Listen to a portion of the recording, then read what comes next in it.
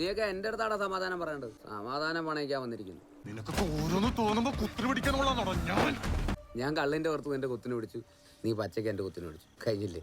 ഇനിയിപ്പോൾ നീ എന്നോട് ക്ഷമിച്ചില്ലെങ്കിൽ ഞാൻ നിന്റെ ക്ഷമിച്ചു മതിയാണ്. മരിയോ, നീ ഇതിൽ കക്ഷിയല്ല, പക്ഷെ നിന്റെ പൊണ്ടാട്ടി കക്ഷിയാണ്. മരിയോ, ഞാൻ ഫിനാൻഷ്യൽസിന്റെ മുമ്പിൽ കള്ളനാണിപ്പോൾ. നീ വിചാരിച്ച എന്റെ ഈ പ്രശ്നമൊക്കെ തീരും. ഞാനെന്തിനാ ഇടപെടുന്നേ? നീയല്ലേ പറഞ്ഞു ഞാനിത് കക്ഷിയല്ലെന്ന്. ചെയ്യാനോ ഞാൻ നിന്റെ അടുത്ത് യാചിക്കാൻ വന്നല്ല, എനിക്ക് കിട്ടാനുള്ളത് ചോദിക്കാൻ വന്നാണ്. ഞാനും ഒക്കെ നടുക്കടലാണ്. അതെടുത്ത് നിനക്കെന്നാ ഞാനും എന്തോ ചെയ്യും?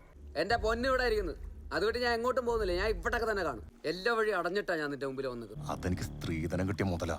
അത് നിന്റെ ഭാര്യയും കൂട്ടരും കട്ടോണ്ട് വന്ന മുതല. അതിൽ പങ്കേറുന്ന നീയും കള്ളന്. ഒരുമാതിരി കൊണച്ചവർത്തനം പറയാൻ നിൽക്കരുത്. ആരുടെ കള്ളൻ? ഞാൻ അധ്വാനിച്ചിരിക്കുന്നാടാ. അധ്വാനിക്കുന്നവൻ എന്തിനാടാ സ്ത്രീധനം? അവൻ അധ്വാനിച്ച് കുടുംബം പോറ്റും. അല്ലാതെ പൊണ്ടാട്ടി കട്ടോണ്ട് വരുന്ന ഒരുപടിയും വെച്ച് കുടുംബകാര്യം നോക്കുന്നവൻ ആരാടാ? പക്ഷെ പറയാതെ വയ്യ, കൊല്ലത്തൊരു പറച്ചിലുണ്ട്, കണ്ടവന്റെ കൊത്തിലെ തീട്ട കണ്ട് പട്ടിയെ വളർത്തരുത്. അത് നിന്നെ പോലുള്ള ആണുങ്ങളെ ഉദ്ദേശിച്ചാണ്.